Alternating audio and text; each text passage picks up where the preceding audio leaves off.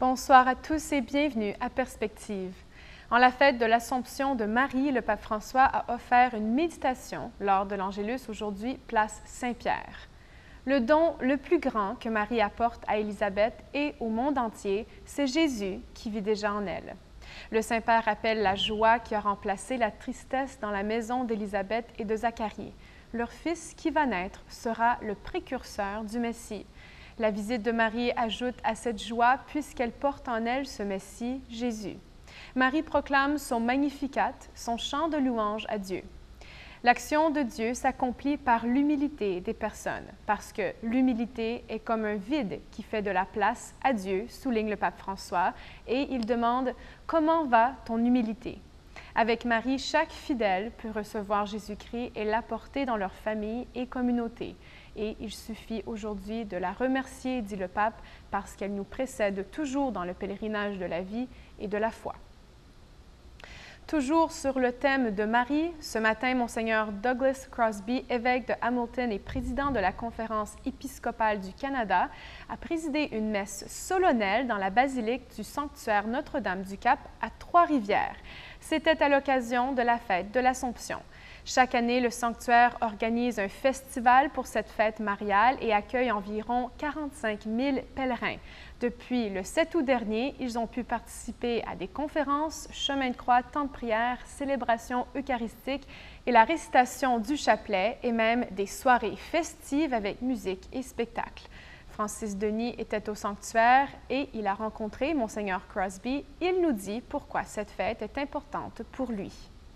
Je suis aussi un oblat de Marie Immaculée et les oblats ont travaillé ici depuis plusieurs années et quand j'ai reçu l'invitation de venir, alors c'est très difficile à refuser.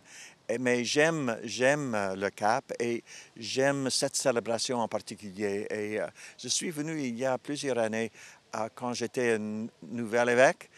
Alors c'est un grand honneur d'être invité et de revenir pour cette grande célébration de la fête de l'Assomption. Pouvez-vous nous parler un peu de l'importance justement d'un pèlerinage comme celui-ci pour se déplacer pour venir ici? Vous savez que je suis toujours impressionné et inspiré par le nombre des personnes qui viennent de partout pour prier, pour renouveler leur foi, pour sentir plus proche à Dieu ici au sanctuaire. Quel est vos espoirs pour le sanctuaire, pour son rayonnement? Même de la dernière fois que j'étais là, ça n'a pas diminué.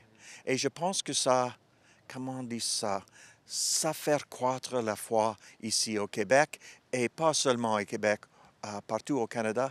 Aujourd'hui, Monseigneur Luc Bouchard, qui est l'évêque de Trois-Rivières, il va faire la consécration du Canada à Marie. Nous l'avons fait partout au Canada. La fête du Canada, mais il va le faire ici en spécial pendant cette fête. Alors, je pense que ça, c'est un autre, comment on dit ça, joyeux de cette célébration.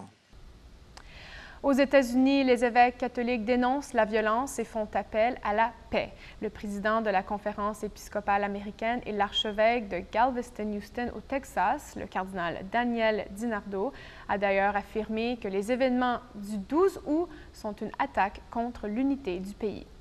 En effet, il y eut des affrontements entre des manifestations de suprémacistes blancs et des contre-manifestants samedi dernier à Charlottesville, en Virginie. Les démonstrations sont devenues violentes, faisant plusieurs blessés, et une femme de 32 ans a même été tuée lorsqu'une voiture a foncé dans la foule de contre-manifestants. Le cardinal DiNardo a ajouté que les évêques s'opposent au racisme, au suprémacisme blanc et au néonazisme. Nous nous tenons du côté de nos frères et sœurs unis dans le sacrifice de Jésus, par qui la victoire de l'amour sur toute forme du mal nous est assurée. Et c'est tout pour aujourd'hui. Merci d'être avec nous et à très bientôt.